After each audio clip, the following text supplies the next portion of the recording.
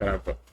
Boa noite a todos. Com muita alegria, muita gratidão, principalmente por poder estar aqui de volta depois de 2 semanas. Agradecer a Selminha aí que deu toda a cobertura e muito feliz de poder estar aqui de novo, de volta aos estudos. E vamos então dar continuidade. E hoje sou eu mesmo, né? Então vamos fechar os olhos para nossa prece.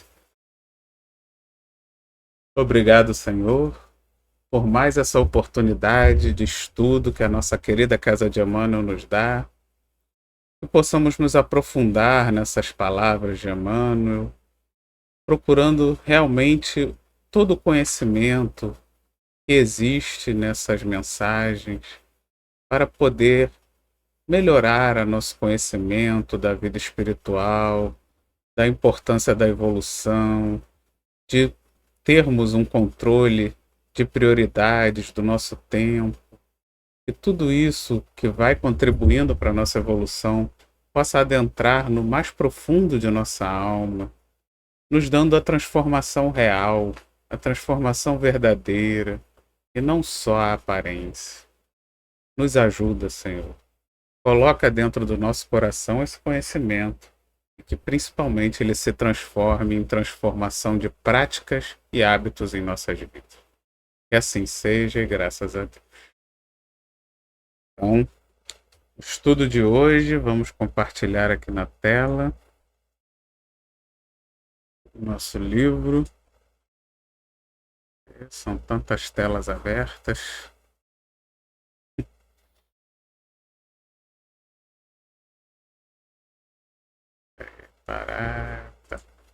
Minha esposa fala que eu sou maluco, porque eu trabalho aqui com 4 monitores. Ela fala, você parece aqueles malucos que ficava lá na Bolsa de Valores, né? Falei, eu sou contador, é quase isso, é maluco também. Mas é melhor. Pô, quando eu tenho que trabalhar com uma tela só, eu fico doidinho. Me acostumei. Mas vamos lá então. Então hoje, nosso estudo tem como título Seria Inútil? E Emmanuel nos traz uma mensagem do capítulo 9 de João, versículo 27. Respondeu-lhes, já vô-lo disse, e não ouvistes? Para que o queireis tornar a ouvir? Bem, essa mensagem, ela é do capítulo 9 de João, é onde trata daquele momento onde Jesus cura o cego, mas o cego de nascença. Aquele cego os seus discípulos perguntaram a Jesus se ele havia pecado, já que ele nasceu cego, né? Então os apóstolos questionam Jesus. Por que ele nasceu cego, né? Como que ele pode ter merecido, né, esse castigo se ele já nasceu cego, né? Como ele pode ter pecado para ter essa condição? E Jesus responde que não, que ele não era cego porque havia pecado. Ele era cego para que ali se manifestasse o poder divino, né? Então essa oportunidade de Jesus curá-lo, que era que foi o que aconteceu logo depois. Então Jesus mostra que nem sempre quando a gente nasce com uma dificuldade, né, isso significa um castigo, uma punição. Muitas vezes faz parte da nossa evolução, são as nossas provas, né? Porque a gente sabe que muitas vezes uma deficiência como a deficiência visual, ela pode ser extremamente benéfica para o espírito, para o aprendizado que aquele espírito tem na sua evolução, para aprender com as dificuldades e para dar a oportunidade de mostrar aos outros como é possível ter uma vida, né, resignada, tranquila, boa, mesmo com as suas limitações. Então, muitas vezes a gente tem esse preconceito de achar que alguém que já nasce com alguma dificuldade, com alguma dessas deficiências, é como se fosse, porque fez o mal na vida passada, é castigo. Não necessariamente. É lógico que existe a lei de causa e efeito, e a gente sabe que sim, nós levamos marcas e consequências ao nosso perispírito que podem vir a surgir nas nossas próximas encarnações. Isso quando já não surge nessa aqui mesmo, né? Antes da gente desencarnar. Só que também existem as missões, existem espíritos que, para ali completarem as suas missões, eles são espíritos às vezes já muito evoluídos e até por isso eles escolhem vir com grandes dificuldades para mostrar que é possível passar, que é possível fazer diferente, que é possível fazer melhor e servindo de exemplo para muitos sofredores que consigam repetir, né? Consigam fazer igual, consigam se espelhar naquele exemplo daquele bom espírito que se preparou para aquela prova. Então, que a gente guarde, né? Que nem sempre isso é uma consequência necessariamente de um mal de vidas passadas. Pode ser também apenas uma prova, uma dificuldade que solicitamos para conseguirmos subir degraus na nossa evolução. E esse trecho exatamente que Emmanuel pega é o trecho onde depois da cura o cego ele é questionado, porque essa cura foi feita no sábado, né? Que é o dia onde lá para os judeus era proibido qualquer tipo de trabalho. E ao Jesus pedir que ele fosse dizer, né, da cura, os fariseus não se conformaram, ficaram revoltados, falando: mas quem esse Jesus pensa que é para curar alguém no sábado? Sábado não é dia, não pode fazer nada, né, no sábado. Então se ele não segue as leis de Moisés, ele não está com Deus, ele não está do lado certo. Então, e isso começou a dividir os fariseus, porque aí uns ficavam: mas se ele não está com Deus, como é que ele tem essa capacidade, né? Como é que ele pode fazer milagres não estando com Deus? E isso foi gerando esse burburinho. Então os fariseus começaram a pressionar esse cego no sentido de que ele mudasse a versão, né? De que ele falasse diferente, talvez ali por medo da pressão que eles estavam lhe impondo, deixando a entender que ele estava mentindo, que ele não era cego de nascença nada. Mas aí chamaram seus pais, os pais confirmaram que ele era cego sim. Então tudo que os fariseus foram fazendo para tentar desmentir aquela história, para tentar mostrar que aquilo era mentira, foi dando errado. E aí, de tanto eles insistirem, o cego responde. Já numa segunda inquisição, né? Porque ele já tinha sido ali inquirido uma vez, e aí na segunda vez ele já resolve dar essa resposta um pouco mais ácida, né, para os fariseus.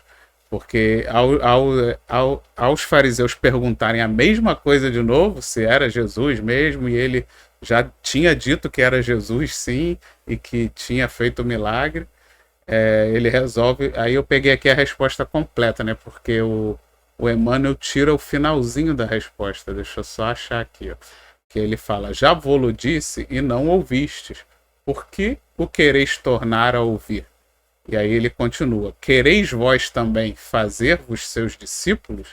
Então ele dá aquela agulhada, né? Ele fala: pô, vocês estão querendo saber demais, então vocês estão querendo seguir, né? Vocês estão querendo se tornar discípulos de Jesus. Aí realmente ele despertou a ira dos fariseus, né? Porque aí eles falam: não, que absurdo, nós somos discípulos de Moisés, isso aí tá errado. Então você vê que ele agiu ali, deu essa agulhada para encerrar o assunto, né? Tipo assim, vocês querem saber mais o quê, né? Vocês querem saber mais? Pergunta para ele, né? Vai lá, sigam, né? Sigam o mestre, sigam Jesus e aí perguntem tudo que vocês querem saber. Aprendam junto à origem, à fonte da informação, tudo que vocês querem saber. Para de me perturbar aqui.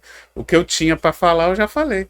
O que aconteceu já está falado, né? Então, é muito interessante. E a gente vai entender durante o estudo de hoje como o Emmanuel se utiliza desse trecho exatamente para que nós também aprendamos a agir no nosso dia a dia, com aqueles que nos rodeiam, com aqueles que nos desafiam, com aqueles que nos questionam.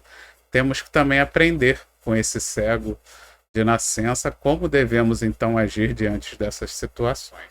E antes de começar agora o texto propriamente dito, abro para vocês também que queiram comentar sobre esse trecho do Evangelho. Eu vou colocar só a parte do apóstolo, né? Porque você já passou todo o texto e a indignação ali dos fariseus, né? Isso aí já ficou bem explicadinho. Eu só vou completar quem era João Evangelista, né? Porque quando a gente trabalha esses textos, a gente tem sempre que pontuar um pouquinho sobre os apóstolos. João era o discípulo mais novo. Ele tinha toda a personalidade dele foi moldada no contato com o Cristo. E aí a gente tem que ver da importância realmente da evangelização. Então, o contato com o Cristo moldou esse espírito. E a característica do Evangelho de João é uma característica muito diferenciada dos outros. Por quê? Porque ele é um evangelho mais espiritual. João ele não se preocupou em trazer um Jesus terreno, né, a vida histórica de Jesus. Ele trouxe mais essa parte espiritual. E dentro do próprio evangelho de João, porque no Novo Testamento, a literatura joanina ela é composta do Evangelho de João, das três epístolas e também do Apocalipse. Esse é todo o contexto dentro do Novo Testamento, né? E lá no capítulo 14 de João é onde Jesus traz sobre o Paracleto. Então, assim, só para a gente ter uma noção que esse evangelho se diferencia porque ele foi um evangelho escrito mais tardiamente, né? E já tinha os outros escritos dos outros apóstolos. Então, e ele já tinha também noção da mensagem de Jesus, como ela já estava repercutindo ali naquele momento. Então, eu gostaria só de trazer isso para que a gente possa entender a diferença do Evangelho de João. Ele é todo espiritual.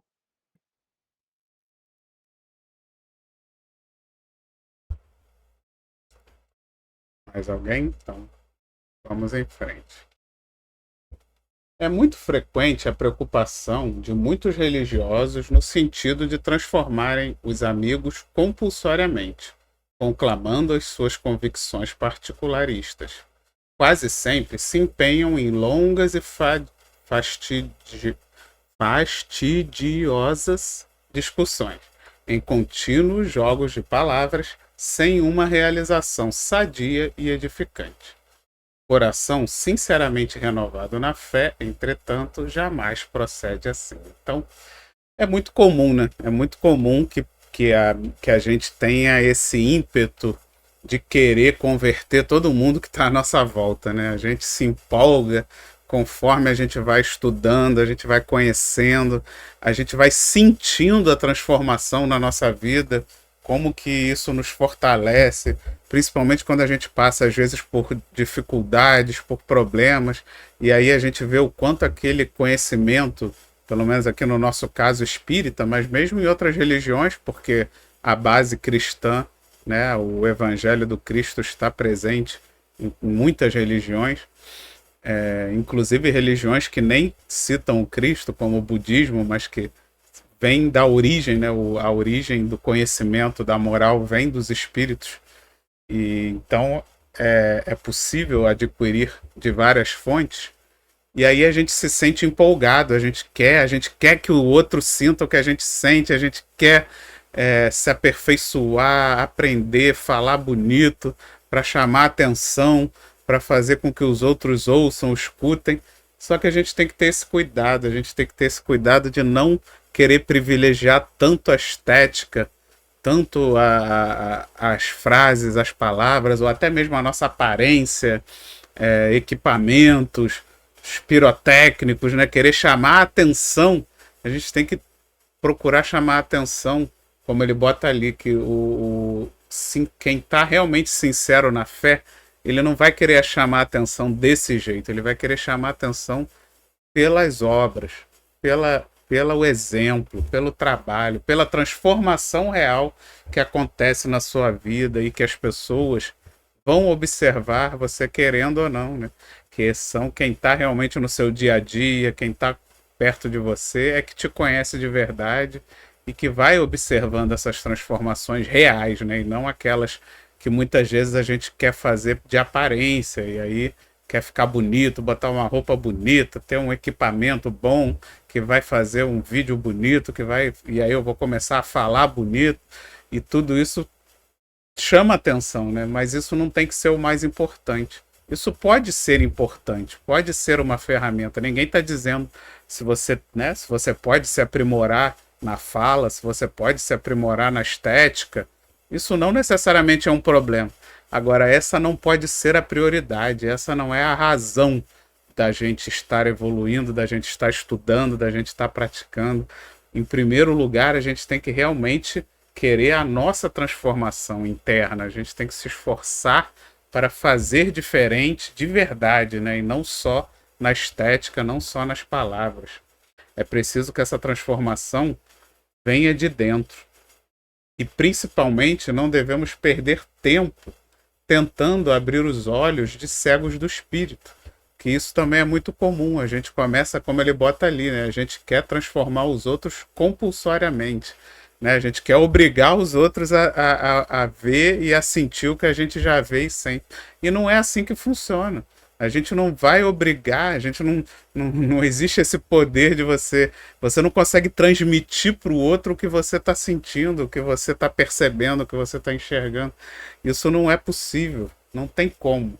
Né? É igual você não consegue transmitir fé para os outros, né? Cada um tem que conquistar a sua, cada um. E aí é como ele bota ali no final, é preciso a realização sadia e edificante. Cada um precisa querer dentro do conhecimento que está buscando, começar a trabalhar, começar a fazer, se aprofundar, buscar respostas, mas com aquele intuito verdadeiro de querer aprender, né? E não com o intuito já de descobrir problema, de querer derrubar. Não, é aquele intuito verdadeiro. Eu brinco que até hoje no Espiritismo eu ainda não encontrei resposta para tudo que eu tinha lá quando eu era católico. Mas eu encontrei, mas de lá para cá eu encontrei muitas respostas que no catolicismo eu não tinha. E até hoje eu não encontrei todas ainda. E que bom, porque o objetivo é esse, é que a gente continue buscando, continue procurando, porque o fato de uma religião atualmente ainda não responder todas as suas questões, não quer dizer que ela não serve. Significa que você tem que continuar buscando, significa que você tem que continuar procurando, conhecendo, estudando, se aprofundando e tendo a consciência de que muitas respostas ainda não foram realmente dadas, né? Tem respostas que ainda não foram dadas, que serão dadas futuramente. E a gente só vai ter acesso a elas mais no futuro também. Então, essa que é a importância. E aí temos aí, por exemplo, eu botei aqui o grande exemplo de Chico Xavier, que ganhou até um prêmio sei lá, de maior celebridade, nem lembro agora, de celebridade do Brasil na época. E a gente vive num país onde 5% é espírita, né? Como é que pode um dos maiores arautos do espiritismo ganhar um prêmio desse num país onde quase ninguém ainda hoje ainda é assim, né? Menos da metade da população se declara espírita. Isso mostra o quê? Que independente do rótulo, ele se mostrava na prática real como uma pessoa, como um cristão, como alguém que ama, alguém que transborda amor, transborda fraternidade, e isso conquista muito mais do que qualquer rótulo que você possa estar carregando, né? Qualquer bandeira exterior que você possa estar querendo mostrar. Então, acho que esse exemplo do Chico Xavier é o que a gente tem que fazer nas nossas vidas. A gente não tem que querer que os nossos parentes, que os nossos colegas de trabalho virem espíritas. Não. A gente tem que querer que eles vejam na gente um bom exemplo de cristão. Uma pessoa que o espiritismo está realmente transformando. Porque isso vai fazer com que eles admirem o espiritismo, mesmo que eles não se convertam ao espiritismo. E isso é o principal. Passo a bola para vocês. Já falei demais. Eu vou trazer aqui, Vitor, assim, eu fiz alguns apontamentos, não vou me deter muito para dar tempo também de outras pessoas poderem falar. Eu coloquei aqui, Jesus ele estava preocupado em passar a boa nova, né? O evangelho, né? O bom exemplo, e mostrar quem era o próximo. Essa era a preocupação de Jesus para conosco, né? Mostrar quem era o próximo. E na sua pureza, não demonstrou nenhum fanatismo e não trouxe nenhuma religião. Então, a religião é colocada pelos homens, então o fanatismo é do homem, né? Ainda de toda essa vontade de se colocar melhor, um melhor do que o outro, né? E para a doutrina espírita, já que a gente é espírita, a religião é um canal de ligação íntima entre cada indivíduo para com Deus e para com a espiritualidade, livre de quaisquer formalidades, rituais e exibições exteriores. Agora, como o Vitor fez algumas colocações, eu trouxe aqui um conceito que está lá no livro Revolução Espírita. Ele é do Paulo Henrique de Figueiredo. É uma pessoa que eu admiro muito pelo conhecimento que ele traz, sempre baseado em toda a obra dele, tudo em Kardec. Então, ele diz para a gente que existe uma diferença entre o conceito moral de heteronomia e o conceito moral de autonomia. E qual é a diferença da moral heterônoma para a autônoma? A heterônoma são as tradições religiosas do passado, elas foram fundadas nessa teoria, nesse conceito, que a divindade agisse por meio de castigos e recompensas. Ou seja, para fugir da condenação eterna, é preciso sujeitar-se cegamente à vontade de Deus. Essas leis ditas divinas são externas ao indivíduo, ou seja, é uma fé cega em dogmas. Então, você dita o que o outro vai fazer através de penas e castigos. Então, é uma moral heterônoma. E autônoma é o que o Espiritismo prega, né? Quando os indivíduos se reconhecem livres, responsáveis, agindo de forma solidária ao seguir as leis presentes em sua consciência. O indivíduo moralmente autônomo atua voluntariamente no bem, visando o melhor bem possível para o maior número de pessoas. Essa moral é de cooperação e respeito mútuo.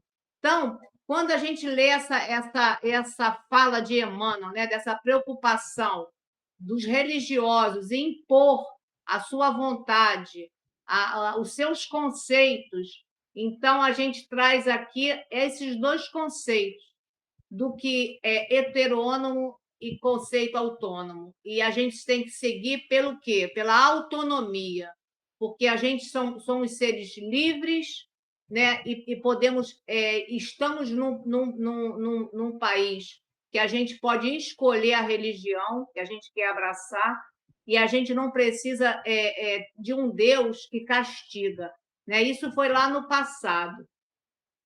E o próprio Emmanuel, no livro Consolador, na questão 260, ele coloca para a gente lá a resposta. Religião é o sentimento divino, cujas exteriorizações são sempre o amor, nas expressões mais sublimes, enquanto a ciência e a filosofia operam o trabalho da experimentação e do raciocínio, a religião edifica e ilumina os sentimentos.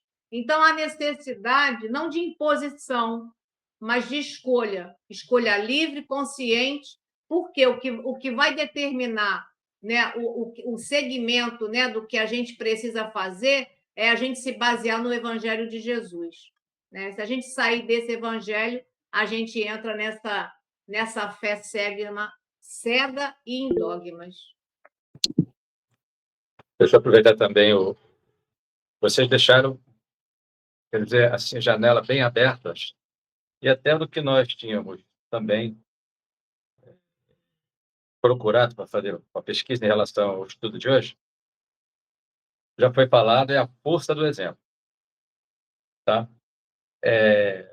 Hoje em dia a gente vê aqui na Penha, não sei se vocês moram aqui, eu moro do lado aqui das igrejas, não é? E quantas pessoas, somente aqui no prédio, evangélicos, é forçação de barra. Desculpe a expressão assim um pouco tanto quanto leviana. Mas quando a gente observa pessoalmente o comportamento, as picuinhas, as críticas, não deixamos também de ser assim. Nós ainda, volta e meia, recidiva vem e nos acomete, tá? Então, nós aprendemos na doutrina, não tudo, como o Vitor colocou, né? Na doutrina espírita, que ela nos auxilia a promover uma varredura em nós. É as questões que está lá na Santo Agostinho, na 919, uma avaliação legal. E quando ele fala onde o Vitor parou, eu não vou me alongar muito, eu vou também enxugar.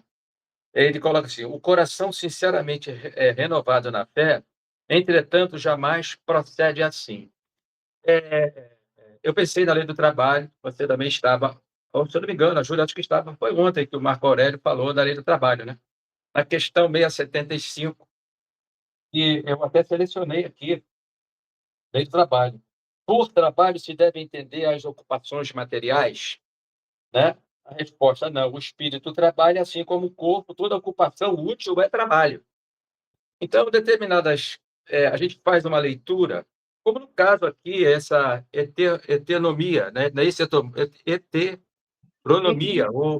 Heteronomia. é, Heterônimo. isso aqui, quer dizer, está calcado realmente nas questões do orgulho e do egoísmo. Ele usou uma palavra bem lá para cima. Eu anotei aqui, eu não pesquisei através da internet para a gente saber, né, a palavra sinônima, mas fica caracterizado. Porque no texto, seguindo o texto, o próximo parágrafo, aborda isso que a nossa irmã Ângela comentou. Mas, por favor, fechar aqui com o Emmanuel, no livro Fonte Viva, tem o texto 39. Olha, fé inoperante. Porque muitas pessoas dizem: eu tenho fé. Mas o Tiago diz: se não tiver obras, como é que fica? O Vitor deixou essa janela aberta aí para nós conversarmos a respeito. Ele falou sobre. Olha, eu anotei os 2 últimos parágrafos, eu só vou ler, não vou comentar, vou fechar. Tá? Ó, a celeste confiança ilumina a inteligência para que a ação benéfica se estenda, porque muitas pessoas dizem que tem, mas não sabem. E quantos dizem que não tem, mas tem, e não sabem? Eu entendo isso, eu entendo assim. Me puxa a cauda se eu estiver equivocado. Tá? Benéfica se estenda, improvisando por toda parte a bênção de paz, de alegria e engrandecimento e sublimação. Então, a gente tem na questão, acho que é 912, deixa eu ver, aqui, 912, é isso mesmo. Qual o meio mais eficiente de combater o predomínio da natureza corpórea? Praticar a abnegação. Praticar a abnegação. E quantos de nós, diante de determinado cenário, a nossa irmã, acho que é a Vera, a gente, quando vai ao médico, lá o pessoal, todo mundo passando por problemas de saúde, etc. e tal, obviamente, ela, como os espíritos observou, ela tem o fluido necessário, que o Kardec menciona isso, tá? No livro dos médiuns. Eles mesmos observam. E essa pessoa que está, vamos dizer assim, carente de uma vitalidadezinha, eles é como se fosse um passe virtual. Perdão, assim, ou outro nome, por falta de palavras, transferem. E nós ficamos exauridos. Ficamos, sim, porque o fluido impregnado no ambiente, isso aconteceu comigo agora também, quando eu fui ao médico, tá? E cheguei cansado, cansadíssimo, na parte da tarde, e ainda com esse sol. Bem, acordei lá para as 19 horas, porque é real. E uso o segundo parágrafo do Emmanuel, desse capítulo 39, Fonte Viva. A fé, na essência, é aquele embrião de mostarda do ensino de Jesus, que, pleno crescimento através da elevação do trabalho, por isso que eu busquei lá no livro dos Espíritos, a lei do trabalho, incessantemente se converte no reino divino, onde a alma do crente passa a viver. E, em traduzindo, né, o trabalho, quando nós estamos dormindo, o corpo está funcionando, está trabalhando. E nós, espíritos, nos desprendemos e vamos para a luta, também do outro lado da vida. Só que, devido à nossa limitação, no caso cerebral, porque eles não permitem, porque nós podemos ir a determinado local para o auxílio de algum grupo, e como nós ainda temos, isso aqui, que desvirtua, tá? E, às vezes, a lembrança não vem de acordo como deve ser, eles dão, vamos dizer assim, um apagão. Você lembrou e depois, né? Você traz essa informação, mas com o despertar e o decorrer do dia, apaga. Então, nós entendemos que o coração, sinceramente, pessoalmente, tá? É renovado na fé, entretanto, jamais nós vamos proceder com conhecimento, um pouquinho de conhecimento que a doutrina espírita nos auxilia, tal qual muitos aí procedem. Só isso, obrigado aí. É isso aí. O espiritismo não é proselitista, né? A gente não, até porque nós não nos arrogamos o único caminho de salvação. Então, na verdade, a gente não deve ter essa necessidade de converter ninguém, porque nós não nos arrogamos com esse poder como sendo o único caminho para a salvação. Então, a gente não tem esse desespero de achar que o nosso parente, por não ser espírita, vai para o inferno e a gente vai para o céu. Então, eu até entendo o desespero dos ignorantes, coitados, que realmente acabam acreditando em querer converter todos os seus parentes, porque se você realmente acredita que eles vão para o inferno, né? É aquela história que Deus é esse. Quem é que seria feliz num céu sabendo que o seu filho está no inferno? Não faz sentido nenhum. Mas vamos em frente. É indispensável diluir o prurido de superioridade que infesta o sentimento de grande parte dos aprendizes. Tão logo se deixam conduzir a novos portos de conhecimento, nas revelações gradativas da sabedoria divina, porque os discutidores de mais inclinações se incumbem de interceptar-lhes a marcha. Né? Então, cuidado. Cuidado com isso, que muitas vezes é muito mais vaidade do que caridade. Debatemos principalmente com outros líderes religiosos, queremos impor a nossa verdade com a melhor e como a melhor e a mais correta. É muito importante nos mantermos na nossa posição de humildade. Jesus mesmo falou que bom só meu Pai. Quando indagaram, né, de bom, quando chamaram ele de bom, ele falou bom só meu Pai. Chico falava também que ele era só uma besta de carga, uma grama que morre e nasce outra. Então, você vê grandes expoentes se colocando numa posição de até de irrelevância, né, que a gente sabe que não é verdade, mas procurando não se envaidecer, né? Imagina se Kardec fosse dar trela a todos os céticos que o procuravam.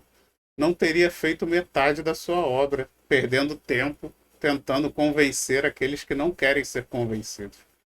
Tem também uma passagem, não sei se vocês assistiram, o filme de Bezerra de Menezes, onde um cético também se levanta, o desafiando para um debate, e ele diz que não tem debate se ele, né, se aquele cético não trouxer, a menos que aquele cético traga pessoas que foram curadas, que foram restabelecidas, que tiveram as suas vidas transformadas pelo materialismo, que não havia razão para debate. Que não...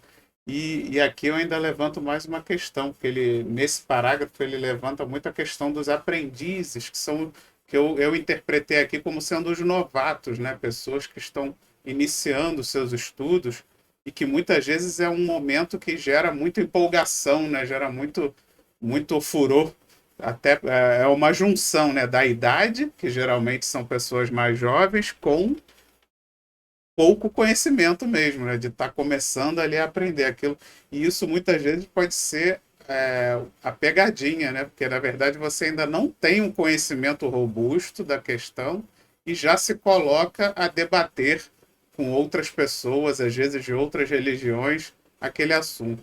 Aí sabe o que, que acontece? Aquele irmão, ele percebe a sua incapacidade, a sua, como você é principiante, ele vai te usar como um instrumento contra o espiritismo, porque ele vai saber facilmente te rebater, vai saber facilmente te colocar em saia justa pela sua falta de conhecimento e muitas vezes essas pessoas são pessoas com muito conhecimento, né, de religião, de Bíblia, de evangelho.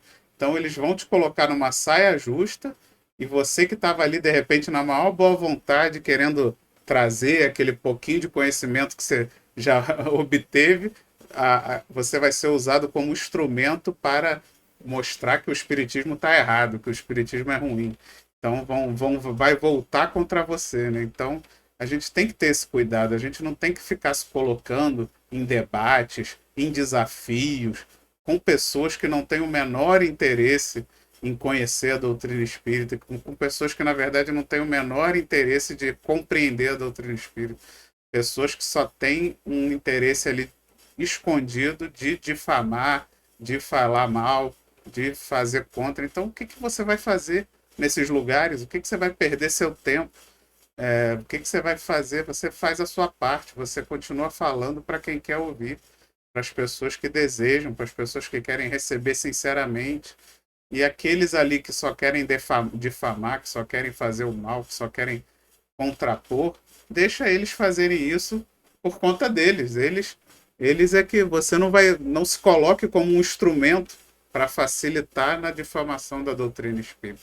Então, muito cuidado, porque às vezes a gente, nesse afã de querer debater, de querer rebater, isso na maioria das vezes, essa vontade, ela advém muito mais do orgulho e da vaidade, porque a gente não quer se colocar como inferior, né, como errado, e aí quer colocar no outro a pecha de ignorante. E então a gente tem que ter muito cuidado de quais são as verdadeiras intenções nossas e daqueles que se colocam a debater assuntos no caso aqui, estamos falando de espiritualidade, né? Assuntos de espiritualidade, para que a gente não perca tempo em debates infrutíferos, né? Abro para vocês novamente. Então, Vitor, tudo isso que você falou leva a gente a ter a certeza, né, que esse personalismo, né, que é essa excessiva valorização de si mesmo, vai tomar vai formar todas essas máscaras, né, que é a vaidade, a tirania, a, isso vai. Por quê? Porque você se acha superior ao outro. Então, assim, na realidade, você não compreendeu o processo do ensino de Jesus. Porque se você se valoriza acima do que você vai passar de ensinamento, você não compreendeu nada. Por isso que diz aqui, né? Esses discutidores de mais inclinações vão o quê? Vão deter, vão bloquear aqueles que realmente têm intenção de seguir adiante. Porque a gente vê muitos, né? E a gente faz parte disso, a gente, inclusive no meio espírita, de você apontar, de você sempre criticar o que o outro está fazendo. Você às vezes não faz nada, mas você você se supervaloriza em pequenas coisas que você faz e sempre vai denegrindo a imagem do outro, né? Então, assim, mas essa não é a proposta. A proposta é que você possa agregar, né? Como você disse, né? É através dos meus exemplos que eu vou dizer quem sou eu, né? Quem é a Júlia? Qual é a religião que está me transformando? Não é através da minha pregação, né? Porque falar é muito fácil, né? Então, quando a gente vê aqui no Livro dos Espíritos a questão 915, o seu Jorge trouxe a 912. Eu vou trazer 915, que Kardec perguntou: sendo o egoísmo inerente à espécie humana, não será sempre um obstáculo ao reinado do bem absoluto na Terra? E os Espíritos disseram: é certo que o egoísmo é vosso maior mal, mas ele se deve à inferioridade dos espíritos encarnados na Terra, e não à humanidade em si mesma. Ora, depurando-se através de encarnações sucessivas, os espíritos perdem o egoísmo, como perdem suas outras impurezas. Então, esses que ainda criticam, esses que ainda se sentem superior nesse personalismo, eles um dia também vão entender.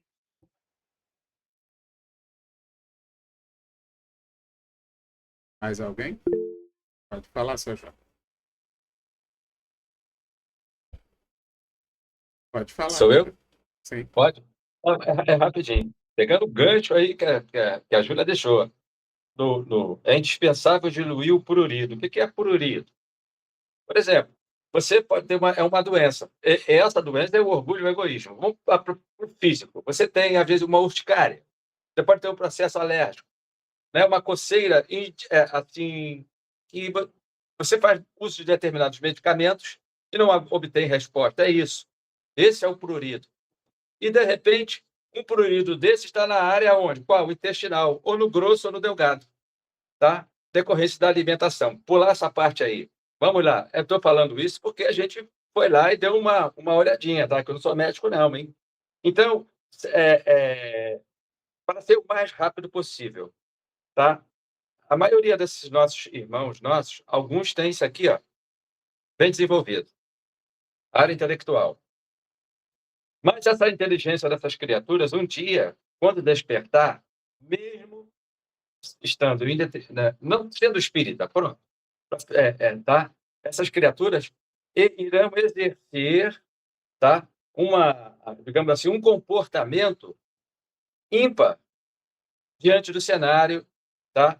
Da sociedade em que viver a criatura. Não sei se eu consegui me fazer entender. Por exemplo, alguém que é capaz hoje, ela é uma pessoa que não estudou, frequenta determinada religião, mas aliou isso aqui, que está adormecido, tem isso em evidência, tá? Não pragmático, tá? Não pragmático, mas é uma criatura simples, modesta, mas tem isso aqui, ó. Então, tem que estar aliado, cérebro, coração, coração, cérebro, tá? E é isso. Porque Jesus, quando trouxe a Boa Nova, quando o Anás, lá no acho que é o Boa Nova, perguntou a ele, Galileu, o que estás fazendo aí? Né? Eu vim trazer o reino de Deus, né? Ao coração dos homens, mais ou menos assim, tá? E trazer a Boa Nova ao coração dos homens. Aí o Anás queria saber, foi um dos parentes lá do Caifás, foi um dos que os levaram também à crucificação. E só vou citar algumas perguntas para enriquecer, devido ao horário. Pergunta 917, 911, 17, 913, 917. Essas três perguntas, ela enriquece quem realmente, né, deseja fazer só as comparações com o texto que nós estamos aqui, né, estudando, que vai favorecer enormemente a nós, porque uma das últimas patologias que é a linguagem, que é uma doença que necessariamente, eu estou usando esta palavra, requer muita força de vontade nossa, e mesmo assim está tão inserido em nós que o orgulho, o egoísmo, principalmente o egoísmo, ainda em determinados instantes, mesmo com toda a vigilância, vamos dizer assim, tá? Que a criatura tenha, que no caso eu não tenho, tá? A recidiva vem nos acomete, ou seja, a doença, esse prurido, que não foi trabalhado, não foi renovado, né? Nós infesta esse sentimento e nós ficamos, lamentavelmente, à mercê das nossas imperfeições. Aí queremos sair do quadro, requer muito esforço. Muito obrigado. Isso aí. Então, continuando. A resposta do cego de nascença aos judeus argutos e inquiridores é padrão ativo para os discípulos sinceros. No caso, é exemplo para todos nós, né?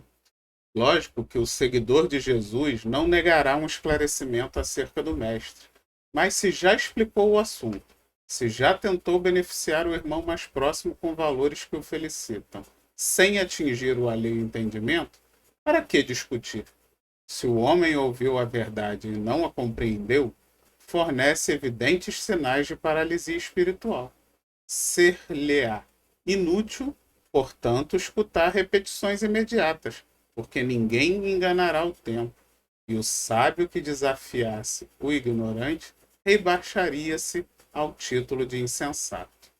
Então, serve de exemplo para todos nós como devemos agir diante dos fariseus, né? Como o ex-cego se dirige aos fariseus, é como nós também devemos agir.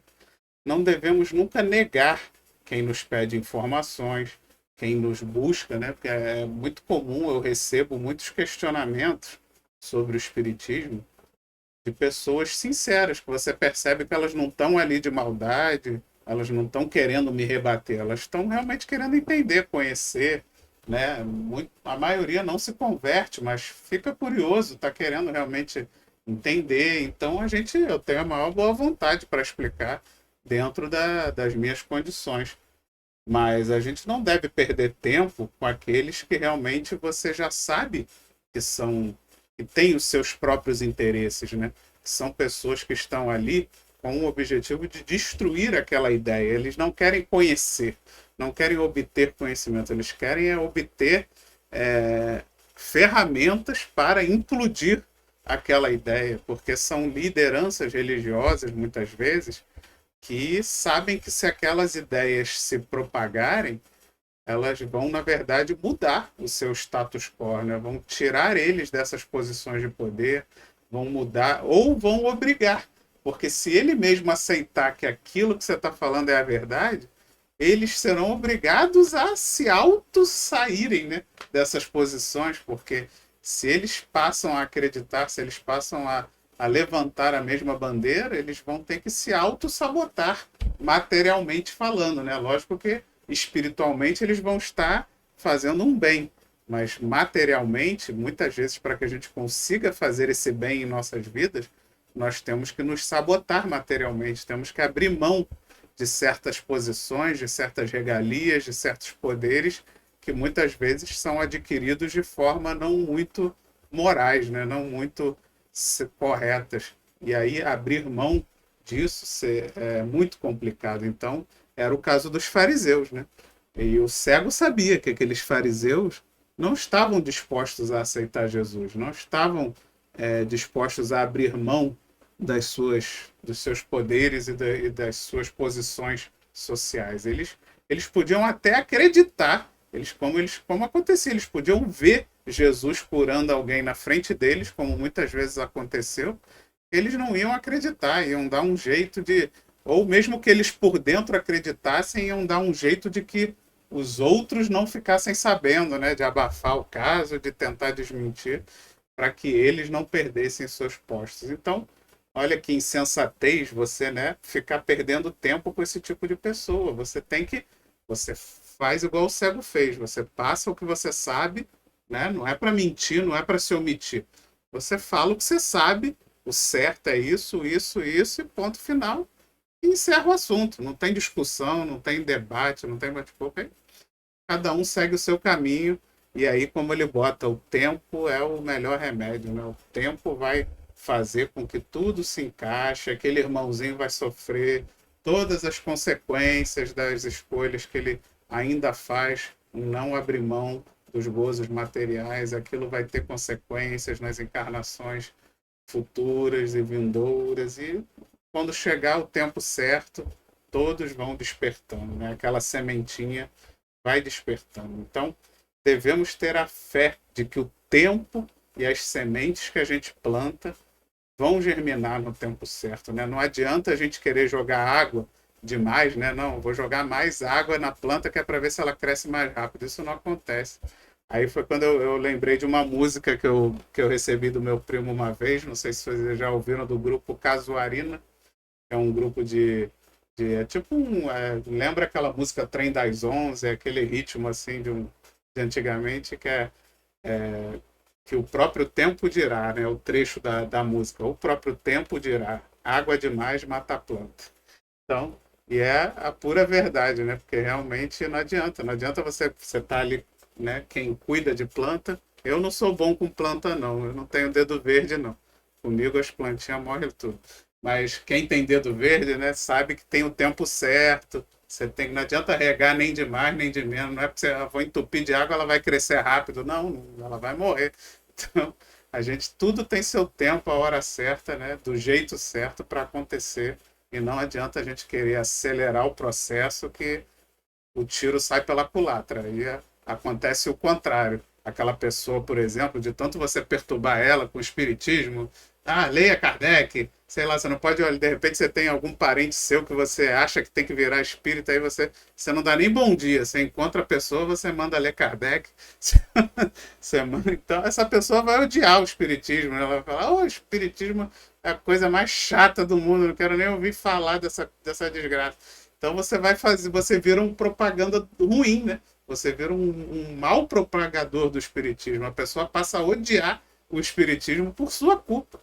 Então não é isso que a gente tem que fazer. A gente não, de preferência, nem fique falando aos quatro ventos qual é a sua religião. Deixe que os outros venham te questionar através das suas atitudes. Alguém pode ter a curiosidade, né? Mas você tem alguma religião? Aí você fala. Aí talvez aí sim você esteja fazendo uma propaganda positiva, né? Porque vai que a pessoa te acha, na verdade, uma mala sem alça, é até melhor ela não saber a sua religião para você não fazer mal com o espiritismo. Então, abro para vocês aí, Jorge, pode falar. É rapidinho. Morreu, bateu as plantas afogadas. É, não, só vou falar isso. Não dê pérolas aos porcos. É isso, Jesus. Pronto, Júlia, só isso, vai. Então, como diz aqui, né, a resposta do cego de nascença aos judeus. Esses judeus que ele coloca aqui, argutos, é sutil, malandro, ágil. E eu coloquei aqui, olha, ele não permitiu, ou seja, o cego não permitiu ser induzido ao mal e aos interesses dos doutores da lei, que se achavam que superiores aos outros, porque a gente acabou de falar, se achar superior. Porque doutores da lei, eles tinham conhecimento das leis mosaicas, né? Então, aquela frase de Jesus que está em Marcos, também está em Mateus, mas eu tirei de Marcos, quem tem ouvidos para ouvir, ouça. E é dessa frase eu tirei duas frases aqui que eu vou ler para vocês. Jesus se reporta para dizer que uma pessoa pode ouvir, mas não querer compreender o que está ouvindo. Quer dizer, você pode ouvir, mas pode querer não compreender. Por isso que você tem ouvidos para ouvir, ouça. Que nem todo mundo que ouve, né, ouve, né? Então, ouvir tem sido a única maneira de aprender. Ouvir é a mais alta forma de altruísmo, em tudo quanto essa palavra signifique de amor e atenção ao próximo. Talvez por essa razão a maioria das pessoas ouve tão mal ou simplesmente não ouve. Por quê? Porque para você emprestar o seu ouvido e entender um ensinamento, você tem que estar apto, aberto, com interesse, né, de ouvir a mensagem. E o que os fariseus fizeram ali diante do menosprezou principalmente o mestre Jesus, né? Então a gente tem cegos e temos surdos, né? Então a gente não vou falar mais porque o tempo já está meio esgotado, porque seríamos muito mais felizes se a gente observasse esse momento adequado de todas as coisas, né? Onde a necessidade de calar, onde a necessidade de ouvir, onde a necessidade de você dar uma palavra, né? E isso está muito distante ainda de muitas pessoas. Então, quando ele fala que o ouvir é altruísmo, a gente tem que ter essa escuta, e a escuta diferente. E eu acho que isso está faltando muito na humanidade num todo. Vamos em frente. Não perca, pois, as tuas horas através de elucidações minuciosas e repetidas para quem não as pode entender, antes que lhes sobrevenham no caminho o sol e a chuva, e o fogo e a água da experiência, né? Então, aqui, Emmanuel não fala de pessoas que, por ignorância, desconhecimento, possuem dificuldades de entender. Não. Ele fala principalmente daqueles que já se intelectualizaram, mas que permanecem cegos, pois a verdade de alguma forma prejudicaria seu modo de viver, sua posição social, seu poder entre os encarnados. E aí somente as consequências da lei de causa e efeito poderão alterar os rumos dessa criatura, né? E é a pura verdade. Aqui, Emmanuel não está se referindo àqueles que têm dificuldades. Esses não, esses a gente tem que insistir, a gente tem que melhorar, a gente tem que tentar fazer de uma forma diferente para que eles consigam compreender, né? Mas esses demonstram interesse, esses são pessoas que vão demonstrar vontade de querer aprender, vontade de querer entender. Ele não, ele está dizendo para a gente não perder tempo com aquele que não quer entender, aquele que realmente só quer falar mal, só quer te causar mal, só quer deturpar as suas palavras. Esse não adianta. É perda de tempo, né? Tem que esperar, como a gente já falou no parágrafo anterior, a lei de causa e efeito vai fazer com que ele passe, né? Ele bota ali ele fala através do sol, chuva, fogo e água, está representando toda a nossa caminhada, né? Todas as nossas experiências necessárias por diversas encarnações para que alcançamos, para que a nossa terra, para que o nosso espírito se torne terra fértil para brotar e germinar esse evangelho do Cristo nos nossos corações. Mais alguém? Eu vou só completar, Vitor, porque quando o Emmanuel traz esse parágrafo para nós, eu coloquei aqui que as almas sensíveis, elas reconhecem a hora certa de agir, a hora certa de entregar a palavra naquele momento, né? Não só de ouvir, mas também de falar. Então, porque, assim, todos nós fomos criados simples e ignorantes, mas cada um de nós está num patamar evolutivo. Então, muitas coisas que, de repente, a outra pessoa já tem condições de entender, eu, às vezes, não consigo ainda. Então, há necessidade dessas almas que já estão numa posição de ensinar, né, de passar informação, né, ou até com seus próprios exemplos, porque já tem a superioridade moral, né? Elas têm que ter essa sensibilidade, porque nem todo mundo está no mesmo patamar evolutivo. Então, eu não posso obrigar o outro a saber, a entender da maneira que eu entendo. E isso ainda é muito difícil dentro da nossa própria sociedade. E a gente fala sociedade nos nossos núcleos que a gente atua, né? Porque os ensinos de Jesus, eles são. Eu tirei até uma frase aqui, que são os verdadeiros manais celestiais, aquele pão que caía do céu no deserto, né?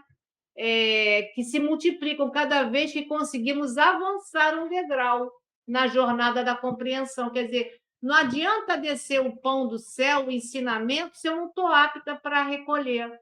Então, aí a gente também não pode fazer esse julgamento, né? Então, a gente tem que ter sempre esse olhar, né, de enxergar o outro com as suas dificuldades também. Tem.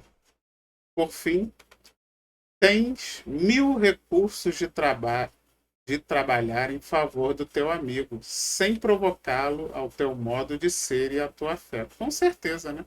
Isso aí é certo. A gente consegue ajudar todo mundo que a gente quiser de 1000 maneiras diferentes, sem precisar converter ele a religião nenhuma, né? Você não precisa, pelo contrário, né? Uma grande prova que a gente dá de humildade, de fraternidade, de caridade é ser bom, compreensivo, útil, amigável para com todos e não só para com aqueles que concordam e que professam a nossa mesma fé, né?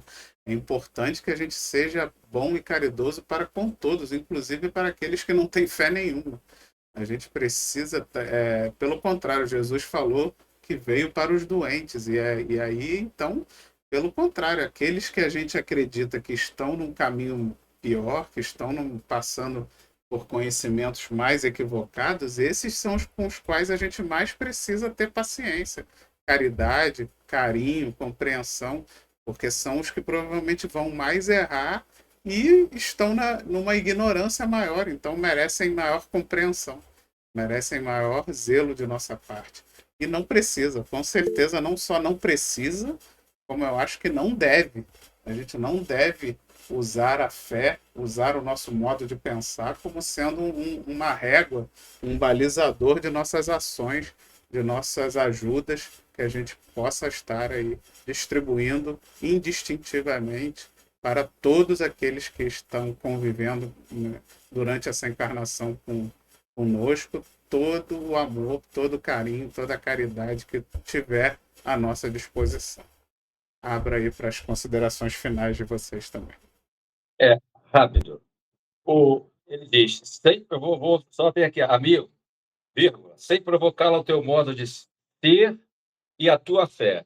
Aí eu fui ao 19, capítulo 19 está cheio de orientações aí do Evangelho segundo o Espiritismo. Diz assim, ó, instruções dos Espíritos. A fé da esperança, a fé, mãe da esperança e da caridade. Eu pontuei aqui três parágrafos desse capítulo 11, desse item 11, que diz assim, ó, para ser proveitosa, a fé tem de ser ativa. Não deve entorpecer-se, mãe de todas as virtudes que conduzem a Deus, cumpre-lhe velar atentamente para o desenvolvimento do filho que gerou. A doutrina espírita, vocês me perdoem, talvez, não sei, se entendam assim, é para poucos, tá? Para entender e para compreendê-la. Repito, não dê pérolas aos porcos. Segundo, a fé sincera tem o primeiro, segundo, terceiro do quarto parágrafo. A fé sincera é empolgante e contagiosa. Então, a pessoa que tem o conhecimento e sabe utilizá-la, ele envolve. Não é necessário a gente ficar fazendo proselitismo para tal. Terceiro, pregai. O que seria esse pregar? Jesus disse, ide pregai. O pessoal se apega muito à letra. É a força do exemplo, que foi já comentado já desde o começo. Tá? É pelo exemplo, pregai pelo exemplo das vossas obras para lhe demonstrares o merecimento da fé. O Espírito aqui já deixa, José já deixa alinhavado para a gente. Pregai pelo exemplo da vossa fé. Pronto, tá aí, faça a divulgação, mas não é propagar de uma forma assim, porque a fé é raciocinada. Deve ser raciocinada.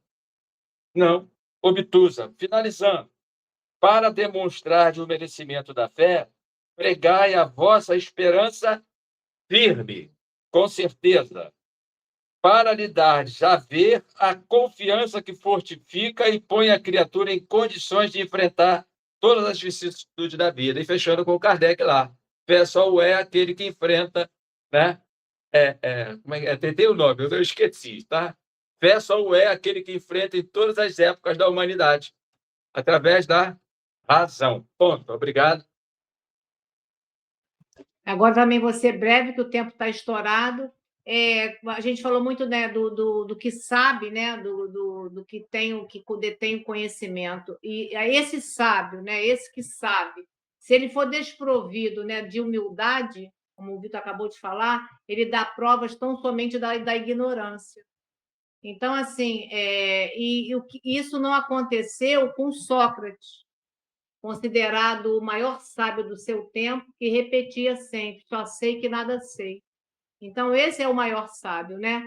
E eu vou encerrar com Joana de Ângeles, quando ela diz para nós assim: ilumina-te, pois a cada momento, acendendo a sublime claridade do discernimento na mente e do amor no sentimento, a fim de conseguires a paz e os estímulos para a sublimação. Então, a Joana diz: claridade no discernimento da mente, clarear os pensamentos e o amor no sentimento. Então, se a gente tiver isso agregado, né? A claridade no pensar, na mente, e o amor no sentimento, ela diz aí que A gente vai conseguir a paz e esses estímulos para que a gente possa sublimar. E é essa experiência que nós estamos aqui tentando, cada um de nós, dentro do nosso círculo evolutivo, tentando melhorar um pouco mais. Agora, aqui não tem uma régua para medir se eu sou mais ou menos, ou você sabe mais ou menos. O importante é o que eu faço com o que eu aprendo nas minhas ações, principalmente também, e também na minha fala e no que eu escuto.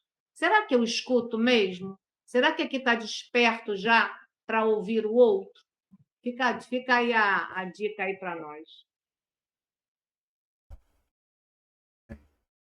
Quero agradecer a todos, agradecer principalmente a Deus por mais essa oportunidade de estudo, agradecer a Casa de Emmanuel e pedir à nossa irmã Vera, que vai fazer o estudo da semana que vem, e convidar a todos que eu vou aproveitar para botar essa musiquinha. Quem puder ficar, né? Não é obrigado. Quem tiver com compromisso pode sair. É 3 minutinhos a música, mas aí eu vou botar depois da gravação, até porque senão vai dar direitos autorais no nosso vídeo. E aí serve de incentivo aí também para quem não está assistindo ao vivo. Vem para o ao vivo que depois tem música. Então, convido a Vera para fazer a nossa prece de encerramento. Vamos fechar nossos olhos, levar nossos pensamentos. Agradeço ao Senhor e aos espíritos protetores da Casa de Emmanuel pelo estudo de hoje, fazendo com que sempre aumente nossos conhecimentos, não só nosso, mas de todos os espíritos que, porventura, também estejam vindo aqui à nossa volta. Graças a Deus. Graças a Deus, pessoal. Então, deixa o seu like, se inscreva no canal, compartilha com os amigos, compartilha com os inimigos, que eu espero que não tenha nenhum, e vamos fazer essa mensagem chegar o mais longe possível. Fiquem com Deus, pessoal. Até semana que vem. Tchau.